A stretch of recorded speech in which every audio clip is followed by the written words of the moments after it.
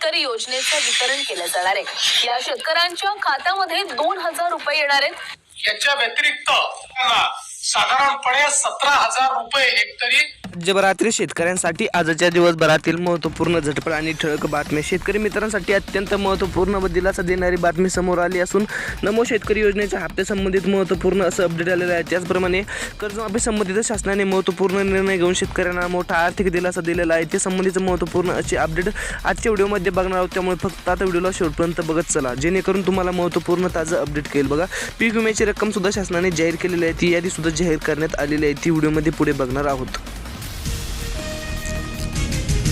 यंदा रब्बी हंगामासाठी किती शेतकऱ्यांनी घेतला पीक विमा? कडधान्य पिकांसाठी नोंदणीची मुदत संपली। सदस्यतेला पाहायला गेलं तर उन्हाळी धान्यासाठी 31 मार्चपर्यंत संधी।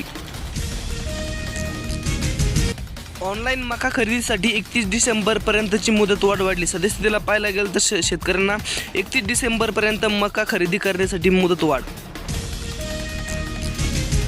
भुसावळ शहर बाजार समितीमध्ये सोयाबीन खरेदी केंद्र सुरू। सदस्यतेला पाहायला गेलं तर हमीभावाने खरेदी करण्यास शेतकऱ्यांना थेट दिला इशारा।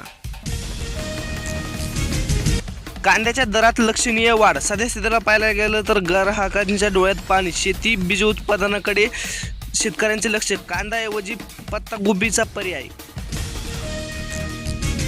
राज्यभरातील शेतकऱ्यांची नमो शेतकरी योजनेची प्रतीक्षा अखेर संपणार, कारण की आता नमो शेतकरी योजनेच्या हप्त्याची तारीख सुद्धा शासनाने जाहीर केली असून ती तारीख आपण पुढे व्हिडिओमध्ये बघणार आहोत। त्याचप्रमाणे बघा, पीक विम्याची यादी सुद्धा शासनाने जाहीर केलेली असून ती पीक विम्याची यादी सुद्धा आपण व्हिडिओमध्ये पुढे बघणार आहोत, त्यामुळे फक्त 2 ते 3 मिनिटं वेळ काढून व्हिडिओला शेवटपर्यंत बघत चला, जेणेकरून तुम्हाला महत्त्वपूर्ण अपडेट।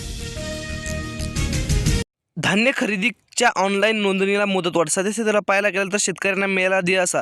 लाईव्ह फोटो अचूक बँक तपशील शेतकऱ्यांना बंधनकारक। गैरप्रकार झाल्यास संस्थांवर कठोर कारवाई होणार। शेतकऱ्यांना मिळाला मोठा आर्थिक दिलासा। पीक विमा मदतीसाठी फेब्रुवारी उजाडणार। राज्यात 75,000 पैकी 64,000 पीक कापणी प्रयोग अजून पूर्ण नाही, अजून प्रयोग सुरूच।